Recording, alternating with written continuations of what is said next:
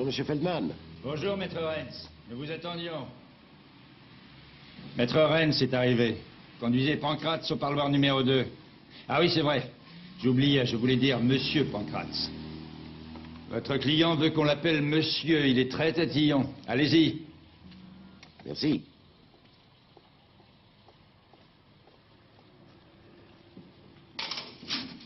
Bonjour, Maître Renz. Bonjour. Parloir 2, comme d'habitude? Oui, parloir 2. À tout à l'heure. À tout à l'heure.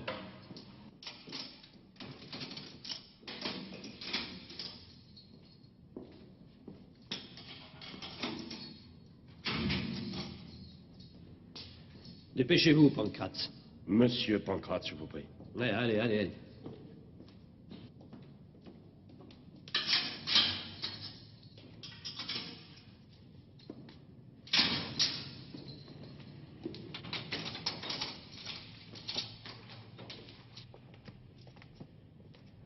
Bonjour, Maître Renz. Je vous laisse. Merci. Bonjour, Renz. Bonjour, maître. Content de vous voir. Veuillez vous asseoir. J'ai lu la lettre que vous m'avez envoyée. Apparemment, vous êtes dans de beaux draps, Monsieur Pancratz. Vous croyez vraiment? J'ai appelé Maître Simon juste avant de venir vous voir. Je voulais savoir pourquoi vous l'aviez congédié. Maître Simon, qu'est-ce que vous voulez que je fasse d'un avocat qui me prend pour un meurtrier? Ouais. Dans cette lettre, vous écrivez qu'on vous accuse à tort que vous êtes victime d'une erreur judiciaire et que vous n'avez pas tué le professeur Velling. C'est bien ça? Je vous jure sur la tête de ma mère, Dieu et son âme, que je ne suis pas un meurtrier. Le professeur Velling était mon ami. En fait, quand je regarde bien, c'est le seul ami que j'ai eu de toute ma chienne de vie. Oui, bien sûr. Lorsque la police vous a arrêté, vous étiez sans domicile fixe et vous ne travailliez pas. Et pour finir, vous n'avez pas de famille. Le professeur Velling a été la première personne à me donner un toit. Je pouvais dormir chez lui quand je voulais. Il m'accueillait toujours à bras ouverts. Il était content de m'avoir à la maison. Et maintenant, on m'accuse de l'avoir tué. Moi qu'il considérait comme un père. Comment M. Velling et vous, vous êtes-vous rencontrés? Devant le supermarché. Il avait 2 gros sacs. Je lui ai demandé si je pouvais l'aider. Il a dit oui. Et nous avons sympathisé. Alors il m'a invité à boire une tasse de café à la maison. Vous voulez que je vous dise, maître? Il savait qu'il allait se faire assassiner. Comment ça, il savait? Qu'est-ce qui vous fait dire ça? Pourquoi croyez-vous qu'il m'hébergeait? Parce qu'il se sentait en sécurité avec moi. Il m'a même donné les clés de la maison. Il me faisait confiance. J'étais comme un fils pour lui. Est-ce qu'il avait peur de quelqu'un en particulier? Comment voulez-vous que je le sache? Je suis pas devin. Il se méfiait de Madame Hipp, sa gouvernante. De toute façon, c'est à la police de trouver le meurtrier. Mais elle lèvera pas le petit doigt, je suis le coupable idéal. Pourquoi aller chercher plus loin? L'affaire est classée pour elle. Comme ça, tout le monde est content. Vous aussi, vous croyez à ma culpabilité, maître Renz? Ne nous emballons pas, Monsieur Pancratz. Avant toute chose, je vais tranquillement étudier votre dossier. J'aimerais que vous me signiez ce papier qui me donne les pleins pouvoirs.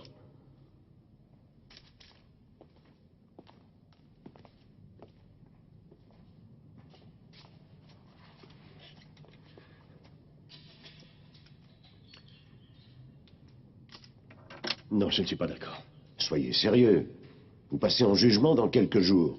Si vous refusez de signer, je ne peux rien pour vous. Je veux d'abord savoir si vous croyez en mon innocence. Ben, laissez-moi le temps d'étudier le dossier. Ah. Vous non plus, vous ne me croyez pas. En fait, ça ne m'étonne pas, j'ai jamais eu de chance dans la vie. Je suis un raté. J'ai eu droit à tout l'orphelinat et la maison de redressement.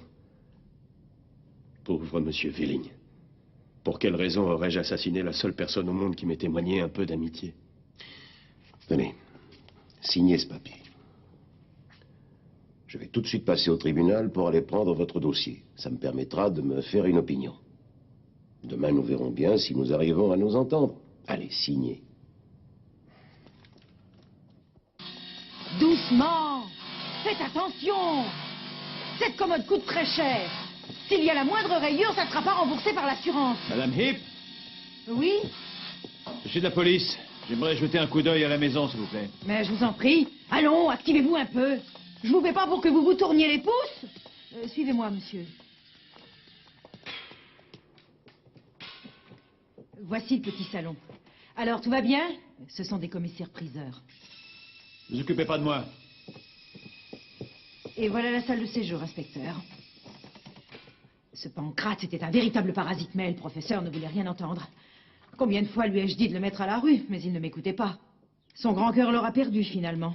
Attendez un peu. Pancrate n'a pas encore été condamné. Alors là, je ne comprends plus rien du tout. D'après le commissaire Bergman, ça peut être que lui, l'assassin. Ça, c'est lui qui le dit. Peut-être que le juge ne sera pas d'accord, surtout que Pancrate n'a pas avoué. En fait, c'est pour ça que je suis ici. J'aimerais bien voir la cave à charbon. Très bien, venez. Ah non, non, non! Non, ça, c'est pour les messieurs de la salle des ventes. Par contre, ça, vous pouvez l'emporter, et ça aussi. Mais faites attention. Venez. Par ici, c'est tout droit. Pancrate a dit que le professeur Welling avait peur et que c'est pour ça qu'il lui a proposé de l'héberger. À votre avis, il avait peur de quoi? Je n'en sais rien. D'un autre côté, il vivait seul dans cette maison et il était plutôt jeune, vous comprenez? Au tout début, il était content d'avoir quelqu'un pour lui tenir compagnie. Mais vous savez ce que c'est avec ces parasites? On leur donne le gîte et le couvert quelques jours et il n'y a plus moyen de les déloger.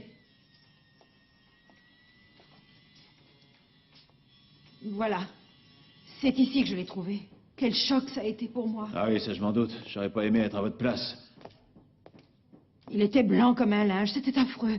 Remarquez, c'est pas étonnant, ça faisait 8 jours qu'il était là. Et puis encore heureux que je sois descendu à la cave, autrement Dieu sait dans quel état de décomposition on l'aurait retrouvé. Ah oui, et je vous remercie.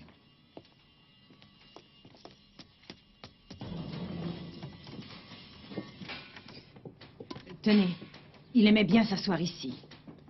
Très beau fauteuil. Oh, j'oubliais, on a trouvé des traces de sang sur ce tapis. Et là, c'était l'endroit où il y avait le tisonnier, celui avec lequel il a été assassiné. Vous permettez? Je vous en prie. Eh ben, dites donc, qu'est-ce qui s'est passé? C'est arrivé quand on a abattu la maison du voisin. Ça s'est passé quand? Il y a environ 2 ans. Les dommages auraient dû être réparés, mais ensuite il a été question qu'on vienne démolir la maison. Ah, elle va bientôt être rasée. Je trouve ça honteux de voir des choses pareilles.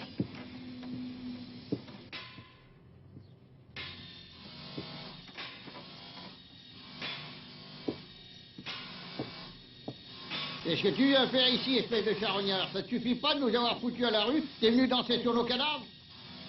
C'est qui le charognard? L'entrepreneur, monsieur Matisse. Vous voulez savoir autre chose? Oui. La dernière fois que vous avez vu monsieur Welling en vie, c'était quand? Le 4 février, c'était un mardi. Il y avait de la neige. Je viens toujours le mardi, ça va bientôt faire 15 ans. Il m'a même appelé chez moi le soir pour me dire que... Mais enfin, j'ai déjà raconté tout ça au commissaire Bergman l'autre jour. Est-ce que je peux voir votre carte de police? Mais bien sûr.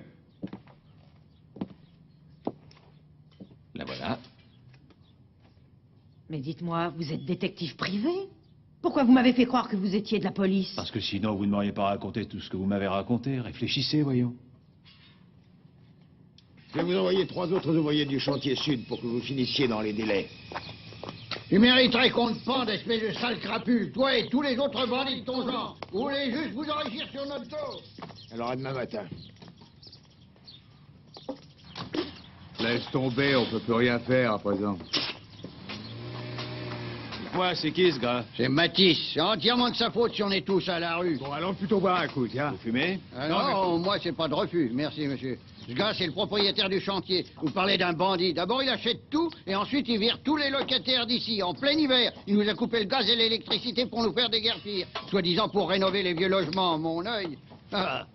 Et c'est lui qui a fait assassiner le professeur Welling.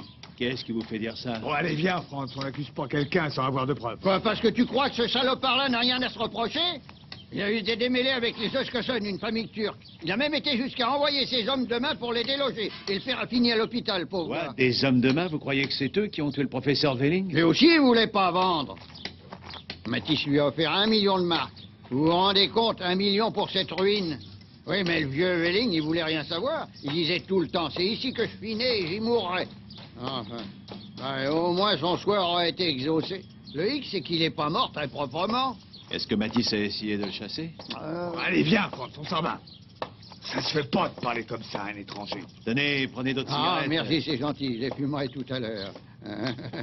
Et dites-moi, qu'est-ce qui vous fait croire que Matisse a tué Welling? Ben, c'est pourtant évident, il suffit de regarder le chantier. Il n'y a qu'une maison qui le gênait, c'est celle du Ne professeur. l'écoutez pas, monsieur, il a trop bu. Attendez, c'est Non, quoi non. maintenant? Je vais vous dire autre chose, moi.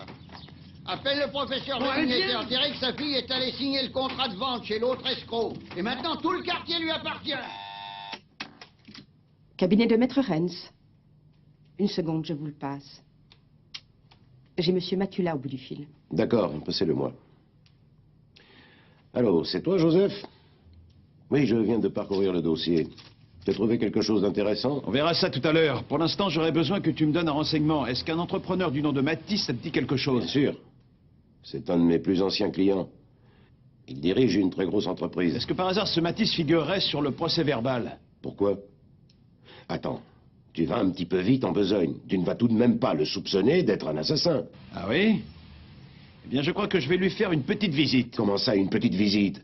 Allons, sois sérieux. Matisse n'est pas le genre de type à tuer quelqu'un.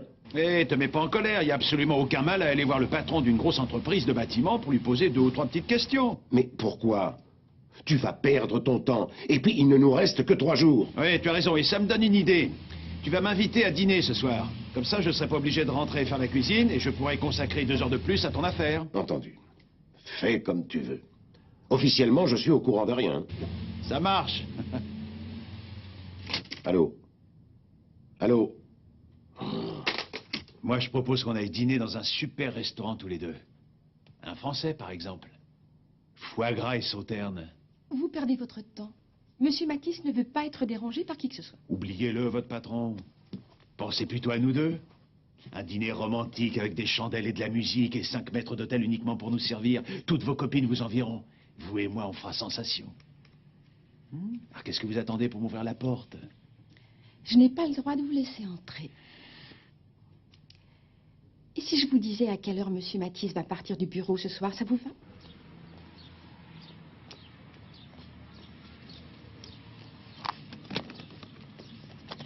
Monsieur Matisse, est-ce que je peux vous voir 1 minute? Sinon, ce sera aux flics que vous aurez affaire et ça durera plus longtemps. Très bien, montez dans ma voiture et faites vite. Alors, c'est à quel sujet? Il paraît que pour votre projet immobilier, vous comptiez sur le terrain du professeur Véling. C'est exact. Pourtant, il refusait de le vendre. Non, je comprends où vous voulez en venir. Vous voulez m'entendre dire qu'il m'a posé des tas de problèmes. Eh bien, soit. Au début, il était disposé à vendre cette vieille maison. On a discuté du prix de vente, mais il a refusé de signer le compromis. Pourquoi ça? Je n'ai pas voulu aller au-dessus de 800 000 marks. Vous avez d'autres questions? Mais sans ce terrain, vous ne pouviez rien faire. Comment vous avez fait pour finalement avoir son accord? Qu'est-ce que vous entendez par là, au juste? Ne le prenez pas mal, monsieur Matisse. Vos anciens locataires prétendent que pour déloger les récalcitrants, vous n'hésitez pas à avoir recours à des pratiques assez douteuses. Vous avez aussi coupé le gaz et l'électricité en plein hiver et démoli des logements occupés. Vous dites n'importe quoi. Nous avons étudié cas par cas les dossiers de ces gens et trouvé une solution pour chacun. Allez vous renseigner et vous verrez. Quant aux ragots, on ne peut pas les empêcher. Ouais, des ragots comme pour la famille Yoskesen. Et qui sont ces Yoskesen? C'est une famille que vous avez fait expulser manu militari par quelques-uns de vos hommes de main. Veuillez descendre. Pas avant de vous avoir posé une dernière question. Vous n'auriez pas envoyé les mêmes régler le compte du vieux Véling? Jamais je n'ai utilisé d'homme de main pour mes affaires. Bon, maintenant, descendez. Salade de calamar, salade de crevettes, avocat du pêcheur. Avocat, bien sûr.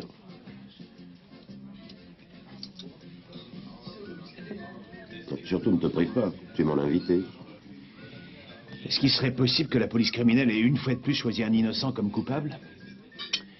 Finalement, ça arrange tout le monde, que ce soit Pancratz. Il n'a pas de boulot, pas d'argent, pas d'adresse, il tombe du ciel. Je vais te confier un secret. Si je peux obtenir une condamnation pour homicide involontaire, je m'estimerai très satisfait. Mais rien qu'avec la déposition de Madame Hipp, il est cuit. Le pire, c'est que ce pauvre bougre espère l'acquittement. Cette Madame Hipp comme témoin, c'est un gag. Elle n'a jamais pu l'encadrer, Pancratz. Il empiétait constamment sur son territoire. Est-ce que tu as eu la curiosité d'examiner son casier judiciaire? Tapage nocturne, petit larcin, état d'ivresse, c'est pas le genre à commettre un meurtre. Sauf que l'épreuve l'accable. Il y a ses empreintes sur le tisonnier. Et ça n'est pas tout. Après le meurtre, il a pris toutes les pendules et il les a revendues. J'aimerais bien l'aider, mais je ne vois pas comment. Et si par exemple ton client s'appelait Matisse, hein, au lieu de s'appeler Pancratz, tu penses que tu serais aussi catégorique? Tu te fiches de moi? Désolé, j'ai eu tort. Au cas où tu ne le saurais pas, j'ai encore jamais permis à un client de me dicter la marche à suivre. Et c'est pas aujourd'hui que je vais commencer. Écoute-moi bien, si j'avais une chance d'obtenir l'acquittement, j'essaierais. Mais là, je ne peux absolument rien pour lui. D'accord? Est-ce que tout va comme vous voulez, maître? Ah oui, j'avais parfait. Tu sais quoi? T'as oublié un détail, maître. Il y a au moins 2 personnes qui profitent davantage de la mort de Welling que Pancratz. Et aucune de ces 2 personnes n'a été appelée à comparaître comme témoin. Tu vas pas recommencer avec ce Matisse, j'espère. Il me faut quelque chose de beaucoup plus concret que ça. Pourquoi crois-tu que j'ai loué tes services? Jusqu'ici, tu ne m'as apporté aucune information, mis à part les ragots d'un vieil homme aigri. Dis-moi, Pancratz affirme que les pendules, Welling lui en avait fait cadeau. Il va falloir que l'avocat général prouve que c'est faux. Mais évidemment, c'est faux. Bref, tu penses qu'il est coupable. Je voudrais pas avoir l'air d'insister, mais... si Pancratz arrivait à prouver que c'est vrai, t'aurais peut-être une toute petite chance d'obtenir l'acquittement. Il n'y aurait plus de mobile pour le meurtre. Est-ce que vous croyez toujours que c'est moi le coupable? Eh bien, dans ce cas, on n'a plus rien à se dire, maître. Attendez, monsieur Pancratz. Comment voulez-vous que je prouve mon innocence devant le juge si même mon avocat n'y croit pas? Mais c'est de ça dont je suis venu discuter. Non, je vous en prie, asseyez-vous. Monsieur Pancratz, dans votre déposition, vous reconnaissez vous être emparé de la collection de pendules anciennes du professeur Welling et les avoir ensuite revendues. Et il m'en avait fait cadeau, qu'est-ce que vous vouliez que j'en fasse? Si nous pouvions prouver qu'il vous les a données, ça me faciliterait la tâche, monsieur Pancratz. Je pourrais peut-être même obtenir votre acquittement. Mon acquittement? Comment voulez-vous que je le prouve? Il m'en a fait cadeau pour me remercier, c'est lui-même qui me l'a dit. Est-ce qu'il y avait des témoins? Oui, Madame Hip. Mais je sais qu'elle refusera de témoigner. Elle me hait. Pour elle, j'étais un criminel. Elle me considérait comme une sorte de suppôt de Satan. Et à part elle, personne d'autre? Pas d'autres témoins? Apparemment, M. Welling tenait beaucoup à ces pendules. Alors pourquoi vous en a-t-il fait cadeau? Pour me remercier, je vous l'ai déjà dit, bon sang, il savait qu'il mourrait bientôt et qu'une fois mort, il n'aurait plus besoin de ces pendules, ce qui me paraît logique. Mais de toute façon, vous ne me croyez pas, alors. Personne ne veut me croire, j'en ai marre. Vous me voyez rester une semaine entière dans la maison avec le cadavre du vieux Welling à mes côtés? Calmez-vous, voyons. J'essaie simplement de vous aider. Pourquoi croyez-vous que je suis venu ici? Attendez, ça me revient. Il y a quelqu'un d'autre, sa fille, Madame Rutkowski. Elle peut témoigner qu'il m'en avait vraiment fait cadeau. La voilà la preuve dont vous aviez besoin. Elle voulait même le faire déclarer irresponsable sous prétexte qu'il faisait trop de cadeaux. Pour un couple sans enfants, elle est plutôt grande, la maison, non? Les Rutkowski étaient persuadés que le professeur Welling allait vendre sa maison et qu'il s'installerait chez eux. Avec le magot, bien sûr. Manque de peau, il a brusquement changé d'avis. Mais il s'est retrouvé avec la maison à payer. Et alors? Il avait de l'argent, le vieux. Il pouvait pas les aider financièrement? Il a même fait beaucoup mieux que ça, au bout du compte. Il a cassé sa pipe. Les Rutkowski ont hérité de sa maison, ils l'ont immédiatement vendue. Et ils sont sortis de la mouise. Mais regardez, c'est elle. Combien je dois? Moi, je vais vous dire. Des fois, la vie est marrante. On mène une vie minable, et puis un jour, le blé tombe du ciel. Comme pour les Rutkowski. C'est un peu comme s'ils avaient gagné au loto. Peut-être que c'est eux qui l'ont tué, le vieux Welling. Je vous en prie, entrez, monsieur Matula. Merci. Nous ne sommes pas encore tout à fait installés. La Sud, hein? C'est bien. J'ai une question, Madame Rutkowski. Qu'est-ce qui vous fait penser que Pancratz n'est pas le meurtrier? Mais je n'ai jamais dit ça. D'où vous vient cette idée? Je vous ai dit que je représentais l'avocat de Pancratz et vous m'avez immédiatement invité à rentrer. Je ne sais pas s'il est coupable. En fait, je ne comprends rien à cette histoire. Vous connaissez Pancratz? C'est vrai que vous vouliez faire déclarer votre père irresponsable? Vous croyez sans doute que je me suis mal comportée avec mon père. C'est pas moi qui ai eu cette idée. En fait, j'étais contre. Est-ce qu'on va en parler pendant le procès? C'est votre mari qui a eu cette idée? Nous avions de gros ennuis d'argent. Nous n'arrivions plus à payer les traites pour la maison et ensuite, pour couronner le tout, mon mari a eu un accident. Je vous demande pas de vous justifier, Madame Rutkowski. Tout ce que je veux savoir... Non, je veux que vous m'écoutiez. Je vais vous dire ce qui s'est passé. Nous n'arrivions pas à comprendre pourquoi mon père ne faisait rien pour nous aider. Au lieu de ça, il faisait tout le temps des cadeaux extravagants à sa femme de ménage et également à ce Pancratz. Nous nous sommes dit qu'il était peut-être en train de devenir sénile. Oh, j'ai honte de moi. Quelle impression vous a fait Pancratz? Pancratz? Franchement, j'avais du mal à saisir pourquoi mon père s'était soudain pris d'amitié pour lui. Pendant toute sa vie, il avait été tellement conservateur. Et brusquement, il s'est mis à changer. C'est devenu un homme différent. Du jour au lendemain. Mon père n'a jamais supporté que mon mari soit un simple chauffeur de taxi. Et Pancratz, qu'est-ce qu'il est? Une espèce de vagabond, un clochard, un bon à rien. Un parasite qui n'arrive pas à la cheville de mon mari. Mais je sais pourquoi mon père l'a pris sous sa coupe. Il avait besoin de quelqu'un sur lequel il pouvait passer ses colères et qui supporterait sa mauvaise humeur sans rien dire. C'est possible. Pancrate affirme que les pendules étaient un cadeau de votre père. Le juge d'instruction est persuadé du contraire et prétend qu'il les a volés. Volés? Il n'avait pas besoin de les voler puisque mon père était prêt à tout lui donner. D'ailleurs, tel qu'il était parti, il aurait probablement fini par lui faire cadeau de la maison.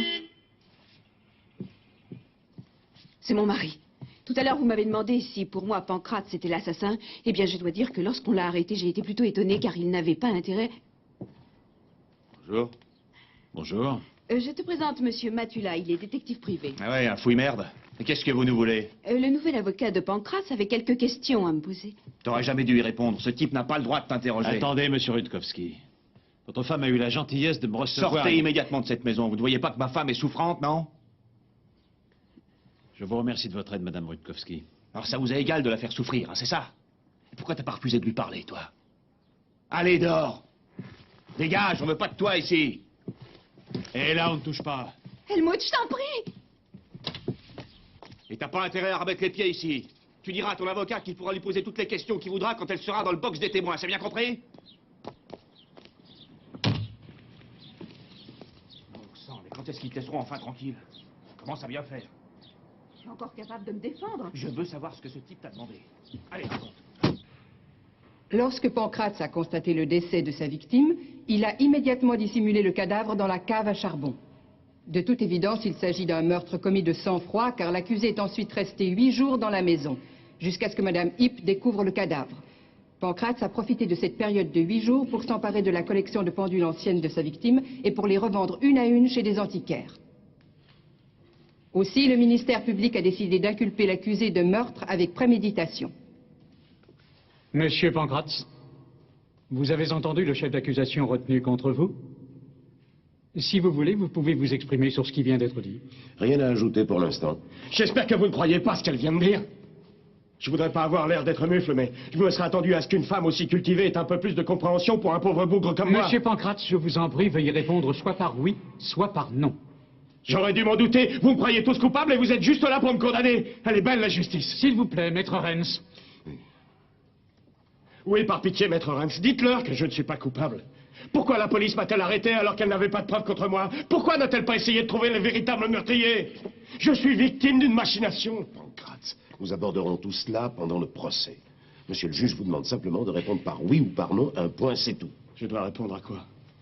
Avez-vous quelque chose à dire en ce qui concerne le chef d'accusation? Maître, pourriez-vous vous mettre d'accord avec votre client? Mais je vois pas de quel chef d'accusation vous voulez parler. Taisez-vous, vous allez énerver tout le monde. Rien à ajouter pour l'instant. Très bien, maître. Rien à ajouter pour l'instant. Rien à ajouter pour l'instant. Non. Pardon. Qu'entendez-vous par non? Que je n'ai rien à ajouter. Donc, c'est non. Oui, c'est non. Eh bien, nous y serons arrivés. Très bien, faites venir le premier témoin. Il s'agit du commissaire principal Obermann. Commissaire principal Obermann.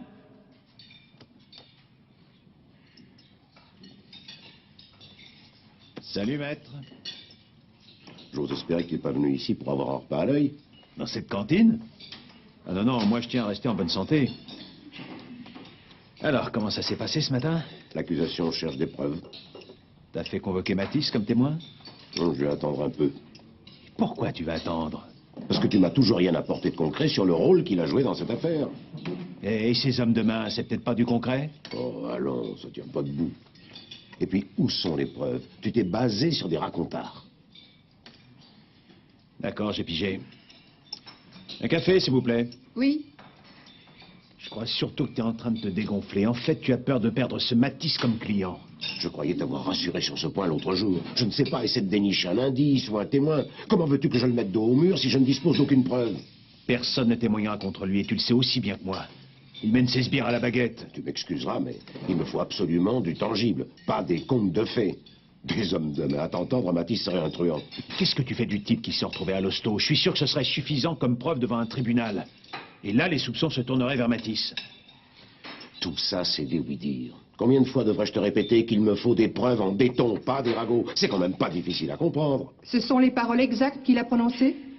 Oui, il a dit qu'il avait l'intention de le chasser de la maison et qu'il lui demanderait de lui rendre les clés la prochaine fois qu'il reviendrait. Il disparaissait souvent pendant plusieurs jours, ce parasite. Espèce de sale menteuse! Elle dit n'importe quoi! En fait, il était content de m'avoir à la maison parce qu'il avait peur de cette vieille sorcière. Monsieur Pancratz, je vous en supplie, veuillez vous taire. Ce que j'ai dit est vrai. J'ai tout de même droit de dire la vérité. Si vous recommencez, monsieur Pancratz, je serai dans l'obligation de vous faire sortir. Bien, veuillez poursuivre. Madame Heap, quand vous avez trouvé le corps, quelle a été votre réaction? Autrement dit, qu'avez-vous fait en premier? J'ai appelé la police immédiatement, sans hésitation. Le téléphone est dans le salon. Au moment d'appeler, saviez-vous où était l'accusé? Dans la pièce d'à côté, madame. Même qu'il a écouté tout ce que je disais. Vous souvenez-vous de ce que vous avez dit lors de votre communication avec la police? Eh bien, j'ai dit allô, c'est le commissariat. Dépêchez-vous de venir, je crois qu'il y a eu un meurtre. Vous voulez que je vous dise? Moi, il y a un truc que je trouve étrange dans cette histoire. Comment se fait-il qu'il a foncé directement à la cave quand je lui ai dit que le professeur avait été assassiné? Mais tais-toi, vieille folle! J'en ai assez de l'entendre raconter n'importe quoi! Monsieur le juge, dites-lui d'arrêter de mentir! Monsieur Pancratz, vous n'avez pas la parole, alors asseyez-vous, s'il vous plaît. Excusez-moi, monsieur le juge. Veuillez poursuivre, je vous prie. Madame Heap, une question me trotte dans la tête. Lorsque vous avez constaté l'absence soudaine du professeur, pourquoi n'êtes-vous pas immédiatement allé à la police? J'ai été à deux doigts de le faire, mais Pancratz a prétendu qu'il était parti faire une cure. Faut dire qu'il avait la goutte et qu'il allait dans je ne sais plus quelle station thermale plusieurs fois par an. D'ailleurs, quand il s'en allait, il me prévenait toujours à l'avance et il m'envoyait des cartes postales. Je vois, oui. J'ai terminé. La parole est à la défense. Madame Heap, vous venez de dire que l'accusé a écouté la conversation téléphonique que vous avez eue avec la police. Comment avez-vous su qu'il vous espionnait? C'est exact, j'allais poser la même question. De là où je me trouvais, je ne pouvais pas l'entendre téléphoner à la police. Excusez-moi, monsieur le juge, je recommencerai plus. D'après vous, il était dans la pièce d'à côté. Est-ce que c'est quelque chose que vous avez observé personnellement? À vrai dire, non. Pourtant, vous avez déclaré à la police que Pancratz s'était enfui de la maison parce qu'il vous avait entendu téléphoner au commissariat. Ne pensez-vous pas qu'il pourrait y avoir une autre explication à ce départ un peu précipité? Bien sûr qu'il pourrait y avoir une autre explication à son départ, mais... Ah ben, vous voyez, vous aussi vous abondez dans mon sens. Madame Heap, vous avez déclaré tout à l'heure que le professeur avait l'intention de chasser l'accusé de sa maison et qu'il allait lui réclamer les clés la prochaine fois qu'il reviendrait, exact? Mais n'était-ce pas plutôt une idée à vous? Après tout, vous aviez Pancratz en horreur. N'auriez-vous pas monté le professeur contre lui? Qu'entendez-vous par là? Je ne vois vraiment pas où vous voulez en venir. J'en doute. Vous n'avez jamais caché vos sentiments concernant Pancratz. Vous le détestez. Je vais formuler ma question autrement. Est-ce que vous considériez Pancratz comme un rival testamentaire, j'entends? Oui, c'est exactement ça. Elle n'arrêtait pas de me casser du sucre sur le dos, mais ça n'a pas marché. Bon sang, est-ce que vous allez vous taire? Enfin, je vous promets que je dirai plus. Madame Heap, veuillez répondre à ma question, je vous prie. C'est moi qui me suis occupé du professeur lorsque sa pauvre femme est morte. Qui est-ce qui l'a soigné lorsqu'il était malade? Sa fille, peut-être? Et voilà que vous m'insultez après tout ce que j'ai fait pour lui.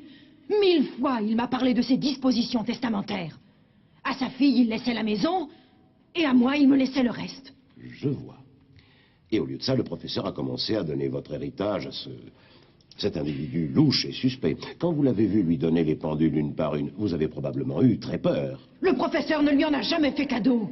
C'est lui qui s'est servi tout seul. C'est justement pour ça que le professeur ne voulait plus de lui à la maison, voyons. Madame Heap, j'aimerais vous poser une autre question. Est-ce qu'il vous est parfois arrivé d'avoir peur que le professeur change son testament à la dernière minute et qu'il décide de désigner ce monsieur Pancratz comme bénéficiaire, après vous avoir déshérité? Oui, et en plus, je suis sûr que c'est elle qui a assassiné le professeur pour être sûr de pouvoir toucher le magot. Je vais quand même pouvoir sortir de cette salle, monsieur le juge. Veuillez répondre à la question que vous a posée l'avocat de la défense. Je peux vous assurer que le professeur Welling ne désirait aucunement modifier son testament. Néanmoins, vous aviez peur qu'il change d'avis. Un peu, oui. Parce qu'à son âge, ça peut arriver. On devient sénile. C'est très courant.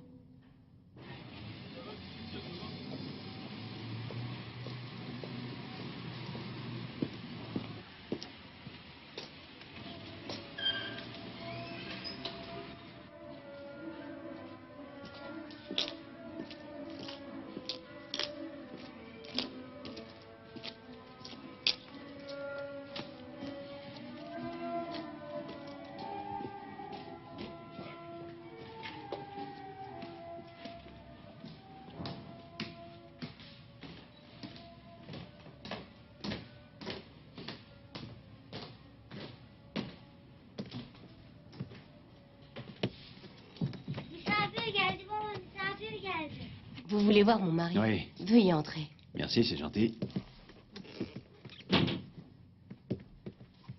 Bonjour, je m'appelle Matula. Excusez. J'espère que je vous dérange pas. Pas du tout, je vous en prie, asseyez-vous. Merci. Laisse-nous, va faire tes devoirs dans la cuisine. D'accord, papa. Monsieur Scuson, j'aimerais que vous me parliez des problèmes que vous avez eus quand vous habitiez dans votre ancien appartement. Il paraît que vous avez été blessé. Oui, il n'a pas pu aller au travail pendant près d'1 mois et demi. Montre-lui tes cicatrices. Tais-toi, écoute, je t'en prie, alors. Mais oui, il faut lui montrer. Ah, vous avez vu où nous vivons? C'est à cause de ce porc de Matisse.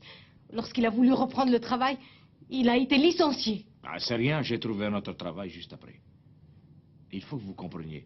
Je vais bientôt trouver un nouvel appartement. Alors, je voudrais éviter les ennuis. Est-ce que vous êtes de la police? Non, je travaille pour quelqu'un qui est inculpé d'assassinat.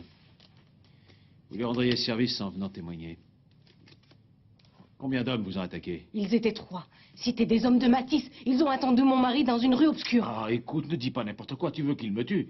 Il faut dire la vérité. Il faut pas avoir peur. Mon mari a peur. Il ne veut plus rien vous raconter. Il a peur de Matisse. Ces hommes, vous les reconnaîtriez? Il n'y a pas eu quelqu'un qui a été témoin de votre agression, par hasard? Je suis désolé, mais je ne peux rien vous dire. Je dois d'abord penser à ma famille. Bien. Navré pour le dérangement. Au revoir. Au revoir. Hé, monsieur, attendez, monsieur.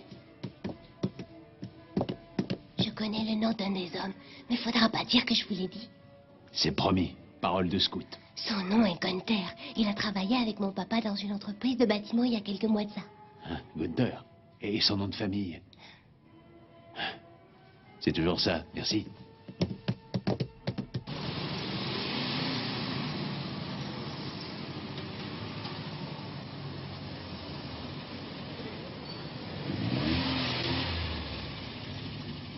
Vous allez où? Je cherche un dénommé Gunther. Il est au fond, près de l'atelier. Merci.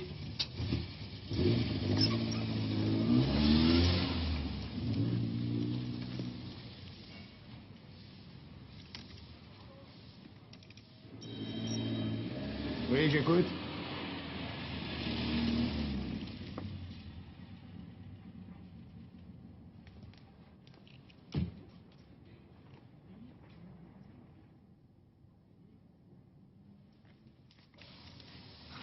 Vas-y, passe-moi Gunther, c'est urgent.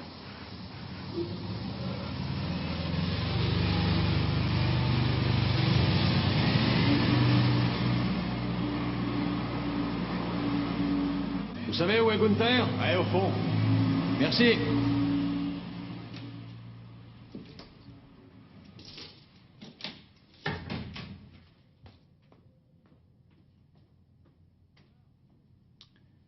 Gunther? Psst.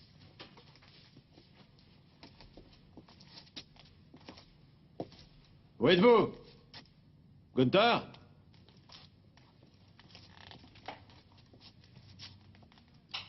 Hé, Gunther! Oh! Oh! Oh!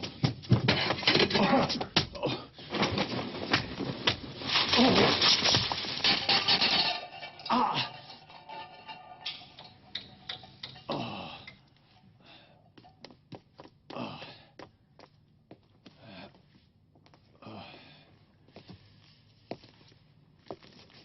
Eh ben, dites donc, qu'est-ce qui vous arrive? Vous êtes tombé dans les escaliers? Ouais, on dirait. C'est vous, Gunther?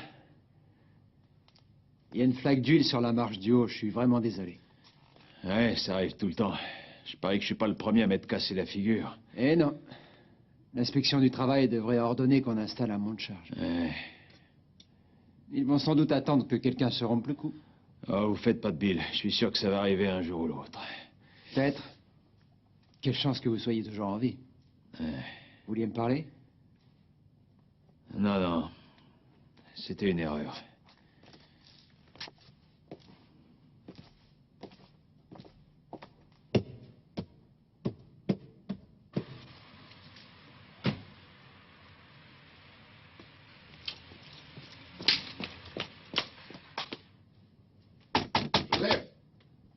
Tu peux entrer, c'est ouvert.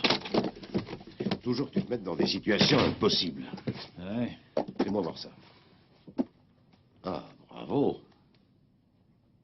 Eh ben, dis donc, ils t'ont bien arrangé. Alors, tu vas faire venir Matisse à la barre? Tu reconnaîtrais tes agresseurs? Tu parles, il faisait noir. Et lorsqu'ils ont rallumé, il n'y avait plus personne. Heureusement que je me trimballe toujours avec une trousse de secours dans ma voiture. J'ai eu Matisse pour client autrefois. C'est un homme respectable. Tu parles d'un gag. Ouah! Ah, je te savais pas aussi douillet. Tu vas porter plainte contre lui? Tu veux rire? Je connais pas mes agresseurs. Et en admettant que j'arrive à les identifier, ils auront tous un alibi. Ou bien ils diront que j'ai cherché la bagarre et qu'ils ont dû se défendre. C'est toujours la même histoire. J'ai aucune envie de me frotter à eux. Pas devant un juge. Par contre, je les retrouverai un jour et ça va pas être triste. Oh oui. Le chevalier Matula. Et maître, tu sais ce que je pense? Tranquille. Je pense qu'ils ont fait pareil avec Welling et avec Skeusen. Ils sont allés faire une petite virée chez lui, histoire de l'intimider et de le forcer à vendre, mais ils ont tapé un peu trop fort dans leur enthousiasme et ils ont tué le dieu Welling. Ce qui n'était pas prévu au programme. Arrête, Joseph. Là, tu dis n'importe quoi. Je suis sûr que ça s'est passé ainsi. Combien tu paries? Écoute-moi. Je sais que Matisse est un businessman qui a des choses à se reprocher. C'est pas les scrupules qui l'étouffent. Mais recourir au meurtre... Et c'est quoi, ça? Et ça? Des marques d'affection? Bon, d'accord. T'as gagné.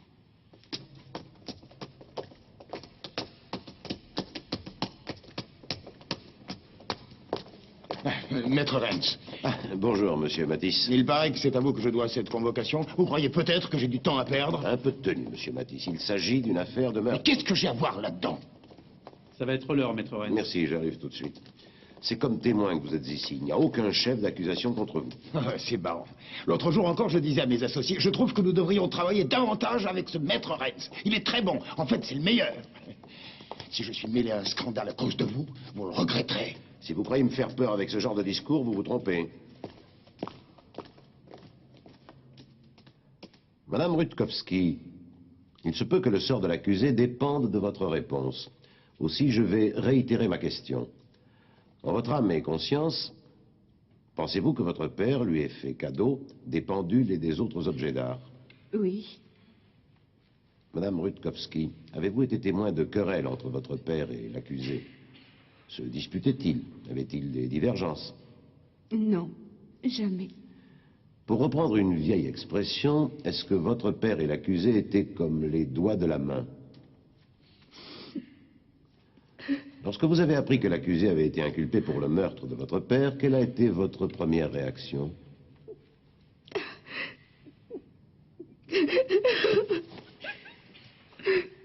Madame Rutkowski, voudriez-vous que nous fassions une petite pause? Non. En avez-vous terminé avec elle? Merci, Madame Rutkowski. Je n'ai pas d'autres questions. Vous êtes satisfait de ces réponses? Oui. Oui. Le ministère public aussi? Oui. Voulez-vous vous allonger dans la pièce à côté? Nous sommes navrés de vous avoir bouleversé, Madame Rutkowski. Faites venir le témoin suivant, Monsieur Matisse. Allez, viens, ma chérie, c'est fini. Monsieur Matisse. Mes respects, Madame Rutkowski. C'est pas moi qui ai tué votre père, je vous le jure. Taisez-vous. Elle a été du tonnerre. Continuez de vous taire, Monsieur Pancrate, et tout se passera à merveille. Le témoin a été cité à comparaître à la demande de la défense. Je n'ai aucune question à lui poser. Madame l'avocat général? Moi non plus, votre honneur. Maître Renz, c'est à vous. Monsieur Matisse, lorsque Monsieur Welling était encore en vie, vous avez apparemment tenté de vous porter acquéreur de sa maison. Est-ce exact? Oui, c'est exact. Et il a refusé de la vendre, malgré la somme très élevée que vous lui aviez proposée. Est-ce que je me trompe? Non, c'est la vérité. Monsieur Matisse, avez-vous eu recours à des moyens inhabituels pour obliger la victime à vous céder sa maison? Qu'est-ce que vous entendez par là? Eh bien, lorsque vous avez abattu le pavillon voisin, vous avez démoli l'une des fenêtres de sa maison. Monsieur Welling vous a demandé de la réparer à maintes reprises, mais vous avez refusé d'obtempérer. Non, ce n'est pas tout à fait ça. En fait, c'est l'entreprise de démolition qui était responsable et non pas la mienne. Donc vous n'avez en aucune manière fait exprès de briser sa fenêtre pour l'obliger à déménager et à accepter de vous vendre sa maison. Je suis désolé, mais je ne vois vraiment pas où vous désirez en venir, maître Renz. Monsieur Matisse, il circule certaines rumeurs à votre sujet. Je crois qu'il serait dans votre intérêt, dans celui de votre entreprise, que vous nous répondiez franchement. Connaissez-vous un ouvrier turc du nom d'Özközen? Un instant. Maître Renz, j'aimerais comprendre le rapport entre vos questions et cette affaire. Je vous serais reconnaissant de bien vouloir me l'expliquer. J'essaie de trouver un mobile à ce meurtre. Je cherche à déterminer qui avait intérêt à tuer le professeur. Je voudrais démontrer à la cour qu'il vivait dans une atmosphère de haine et de violence, et que sa vie était probablement menacée. De toute évidence, il a fait l'objet de pression, surtout quand il a refusé de vendre. De quel type de pression s'agissait-il? Bref, je cherche à établir clairement que mon client n'est pas le seul à avoir eu un mobile et que d'autres ont pu en avoir un. Puis-je poursuivre? Oui, mais restez dans les limites de cette affaire. Merci, votre honneur. Bien. Monsieur Matisse, connaissez-vous un ouvrier turc du nom d'Özközen? Non. Il habitait dans l'une des maisons qui ont été démolies. Il semblerait que des hommes de main travaillant pour vous l'aient agressé et blessé, et qu'il ait aussitôt quitté sa maison avec sa femme et ses 6 enfants. Monsieur Matisse, je dois vous informer que vous n'êtes en aucune façon obligé de répondre aux questions de la défense si vous jugez que cela pourrait vous être dommageable. Mais si vous décidez de répondre, il faudra que ce soit la vérité et rien que la vérité. Monsieur le juge, je n'ai absolument rien à me reprocher, aussi je vais répondre en toute franchise. Et quelque chose m'est brusquement revenu. Ça s'est passé il y a 6 mois. Ce Özközen s'en est pris à plusieurs hommes de mon entreprise. C'était des charpentiers, je crois. Il a surgi comme un fou et les a attaqués avec une barre de fer. Mais les ouvriers n'ont pas voulu porter plainte parce qu'ils savaient qu'il avait une femme et pas mal d'enfants à nourrir. Ils ont été chics avec lui. J'ai approuvé leur geste. Ça répond à votre question, maître? Tout à fait. Connaissez-vous les noms des ouvriers qui ont été agressés par ce monsieur Özközen? Il faudrait que je vérifie dans mes dossiers à condition qu'il n'ait pas été égaré. Bien sûr. Monsieur Matisse, quand la demande de mise sous tutelle a été déposée par Madame Rutkowski, la fille de la victime, vous avez fait pression sur la commission d'urbanisme, officiellement faisant valoir l'intérêt public, afin que la mairie prenne les dispositions nécessaires pour exproprier Monsieur Welling. Est-ce que c'est vrai? Oui, c'est exact. Je suppose que vous n'ignorez pas que ce genre de procédure peut durer des années. Est-ce qu'un délai aussi long ne risquait pas d'être dommageable pour votre entreprise? Je savais que la commission d'urbanisme ne mettrait pas longtemps à trancher. Je vais reformuler ma question autrement. Si vous aviez été obligé d'attendre 2 ou 3 ans, est-ce que votre entreprise aurait fait faillite? Je ne puis que vous répondre la même chose, maître Renz. Je savais que la commission d'urbanisme ne mettrait pas longtemps à trancher. Monsieur Matisse, est-il vrai que vous avez plusieurs fois rencontré Madame Rutkowski avant la mort du professeur et que vous avez voulu la convaincre de vous vendre la maison dans le cas où son père viendrait brusquement à décéder? Je ne vois pas pourquoi vous me posez cette question. Qu'est-ce que vous cherchez à faire au juste? C'est pas moi l'accusé dans cette affaire. Mais enfin, dites quelque chose, monsieur le juge. Maître, veuillez limiter vos questions à l'affaire qui nous intéresse. C'est injuste, ce type prend des magouilles monstrueuses, et voilà qu'on refuse qu'on l'interroge. Mettez là en veilleuse, monsieur Pankratz. Votre honneur, dans l'intérêt de mon client, il est très important que je démontre certaines choses qui ont eu lieu longtemps avant... Vous fatiguez pas, maître Renz, vous perdez votre temps. Notre cher monsieur le juge ne veut pas offenser monsieur Matisse, car c'est un notable respecté. Mais dès qu'il s'agit de quelqu'un comme moi, qui a raté sa vie... Accusé, vous passerez le reste de la journée dans votre cellule. Vous ne pourrez pas dire que je ne vous aurais pas pris. Oui, on me traite comme si j'étais un chien. J'aurais jamais dû venir au monde dans cette société de pourris. Emmenez-le. Je ne veux plus le voir ici aujourd'hui.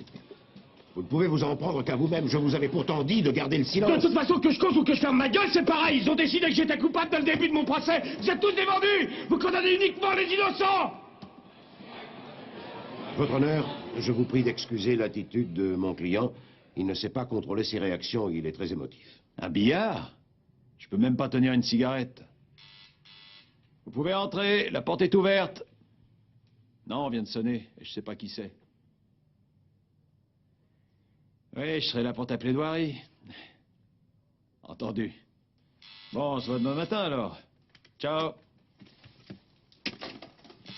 Qu'est-ce que vous attendez pour entrer? J'ai dit que c'était ouvert.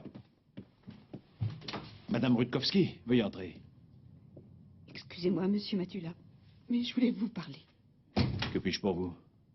Qu'est-ce qui vous est arrivé? Oh, c'est rien du tout. Tenez, asseyez-vous là. On m'a demandé de venir témoigner aujourd'hui. Mon mari ne doit surtout pas savoir que je suis venue ici. Il travaille ce soir. Il est de nuit cette semaine. Allons, calmez-vous, Madame Rutkowski. Vous voulez boire quelque chose? Attendez, je reviens. Comme je l'ai dit, aujourd'hui on m'a convoqué pour témoigner. Seulement j'ai pas dit tout ce que je savais. Je suis désolée, j'arrive pas à retenir mes larmes.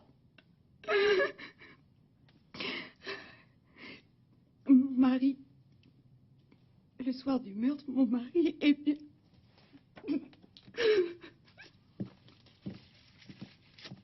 Tenez. Vous parliez de votre mari. Oui, le soir du meurtre, mon mari travaillait de nuit. Avant de partir, il m'a dit qu'il irait probablement chez mon père pour le convaincre de nous aider. Est-ce que votre mari est allé le voir, finalement? Ils ne pouvaient pas supporter tous les deux. C'était de mon mari que mon père avait peur. C'était de mon mari. Ah bon, doucement, Madame Rutkowski.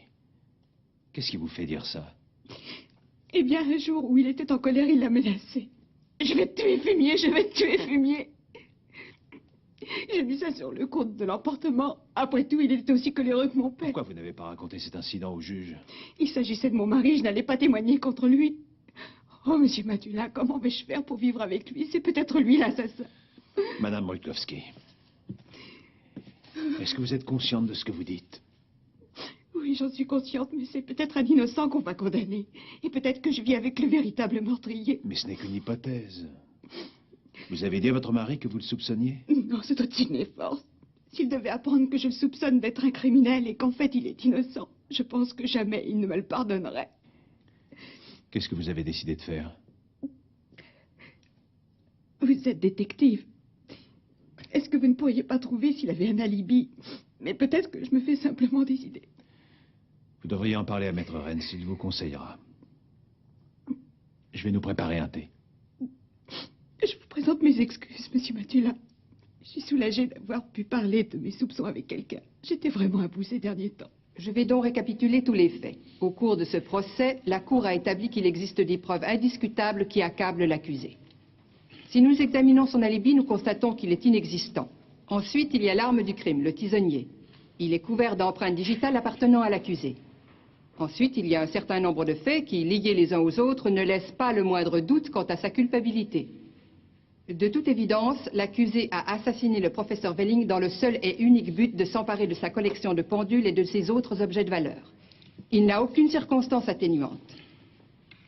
Je requiers donc au nom du ministère public que l'accusé, M. Pancrace, soit condamné à la réclusion criminelle à perpétuité, et de plus qu'il règle lui-même tous les frais de ce procès.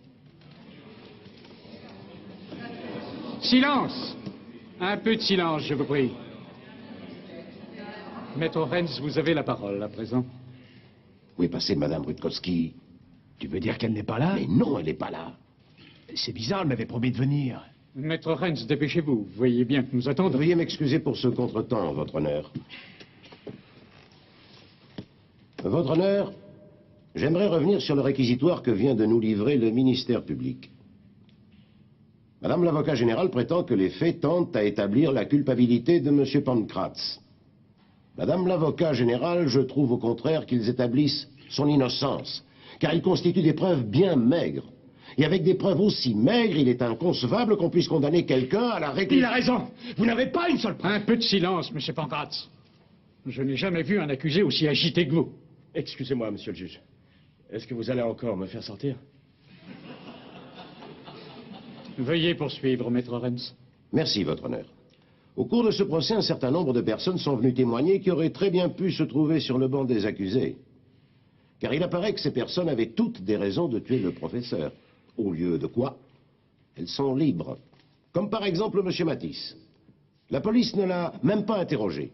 Ni M. Rutkowski, le beau-fils de la victime. Pourquoi n'a-t-on pas vérifié si ces personnes avaient un alibi? Voilà un oubli que je trouve fâcheux. Je dois avouer que j'en suis venu à me demander si l'instruction judiciaire n'a pas simplement bâclé le travail et essayé de s'acharner sur un individu qui avait tout du coupable idéal. Réfléchissez. Pensez-vous que tout a été fait pour élucider cette affaire? Elle a tout avalé, docteur. Il n'en reste pas? Ah non, non, je vous assure. Il faut faire vite.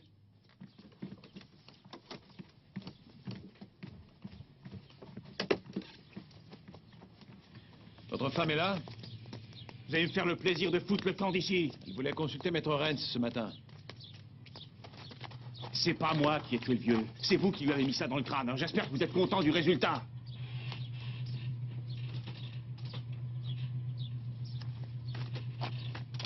Docteur, Il faut la sauver, hein, je vous en supplie, je ne veux surtout pas la perdre. Vous montez avec nous? Oui, je vous suis avec mon taxi. Allez-y.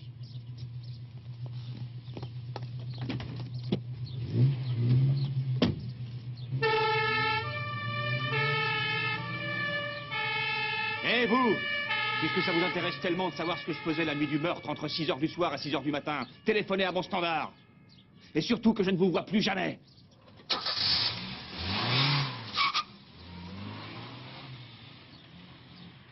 À cause de votre comportement hystérique, nous avons peu de chances d'obtenir l'acquittement. C'est stupide. Oui, je suis désolé. Si je m'écoutais, je me botterais les fesses. Joseph. Alors, tu as réussi à trouver Madame Rutkowski? Elle a voulu se suicider. Elle est à l'hôpital. Elle va s'en tirer?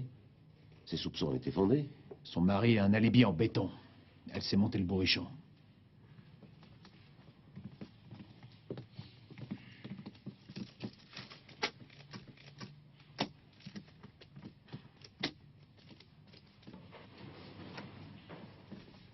J'aimerais vous demander quelque chose. Pendant la lecture du verdict, épargnez-nous vos interventions. Mesdames et messieurs, voici le verdict du jury. L'accusé a été reconnu non coupable. Les différents frais de justice seront à la charge de l'État. Voici les faits qui ont motivé le verdict. La défense a soulevé une question extrêmement cruciale lors du procès, et avec raison. Selon elle, l'instruction s'était juste bornée à essayer de trouver un coupable idéal. Ce point a été pris en considération par les jurés. Les jurés ont également tenu compte d'un autre argument de la défense, à savoir que l'ensemble des faits présentés par le ministère public devant la Cour n'étaient guère concluants en définitive. Il s'agissait surtout d'hypothèses. Il aurait été contraire à la raison d'envoyer en prison quelqu'un qui était peut-être innocent. Cela va sans dire. Aussi, les jurés ont préféré appliquer, et je les approuve, la vieille devise « dans le doute, abstiens-toi ». C'est mieux ainsi. J'aimerais ajouter un commentaire personnel. Santé. Santé. Et toi qui affirmais que Pancratz n'avait aucune chance de s'en tirer, tu te rends compte que t'as failli laisser condamner un innocent? Arrête de délirer. En fait, j'étais juste irrité par son comportement. Je n'aime pas qu'un accusé cherche à me dicter ma ligne de conduite. Ouais, c'est facile à dire, ça, maintenant que t'as gagné et que Pancratz a été libéré. Ce que je veux dire par là, c'est que je suis... Ne te fatigue pas, t'avais un préjugé défavorable. Mais non. J'ai prouvé un certain scepticisme, c'est tout. Tout de même, il aurait pu au moins venir me remercier. Oui? Il y a ici Monsieur Pancratz qui aimerait vous voir. Faites-le entrer. Pancratz. Veuillez entrer. Bonjour, maître. Bonjour. J'étais venu vous remercier, j'espère que je ne vous dérange pas. Entrez, monsieur Pancratz. Nous parlions justement de vous. Je suis si heureux. Je vous ai apporté un cadeau en souvenir. Elle n'est pas toute neuve, mais elle marche. Mais dites-moi, c'est une pendule du 18e? Ah non, je n'accepte pas ce genre de cadeau. Allons donc, prenez-la, vous l'avez mérité. C'est vrai, si vous n'aviez pas été là, on m'aurait condamné pour meurtre et on m'aurait confisqué toutes mes pendules de collection. J'ai beaucoup aimé la façon dont vous les avez menées par le boutinet. Quelle classe, quelle classe. Vous savez, vous êtes un drôle de petit malin. Qu'est-ce que vous entendez par là? Remarquez, avec une tête comme la vôtre, c'est obligé que les jurés vous fassent confiance. Allez-vous-en. Je ne veux plus jamais vous voir. Mais qu'est-ce que vous avez, brusquement? Et emportez votre pendule. Non, mais ne me dites pas que vous avez cru... Allez, du balai, on veut pas de vous ici. Alors ça, c'est marrant. C'est bien la première fois de ma vie que quelqu'un m'a cru sur parole. Pourquoi vous avez menti? Il voulait faire de moi un être humain parfait. Il m'avait dit que si je buvais le moindre verre, il me foutait dehors. Ce jour-là, j'avais juste avalé un petit schnapps. Pas de quoi dramatiser.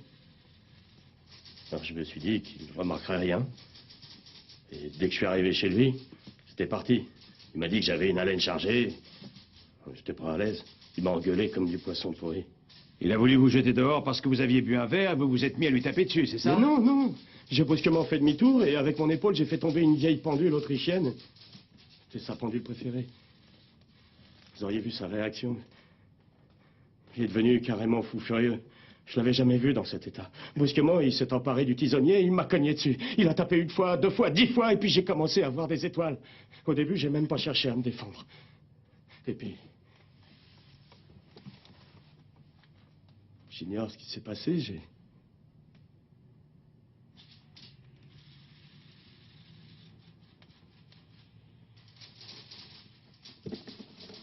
Ça vous a pas empêché de rester 8 jours dans la maison avec le cadavre de votre bienfaiteur à la cave.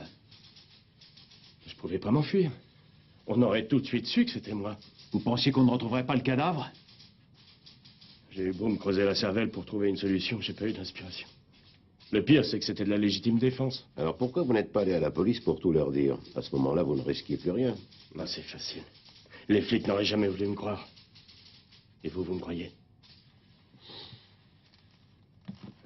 Vous voyez bien.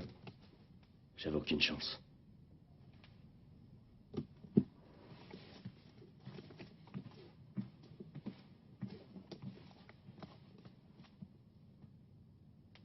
Remarquez, peut-être que c'est pas moi qui l'ai tué. Peut-être que je viens d'inventer cette histoire.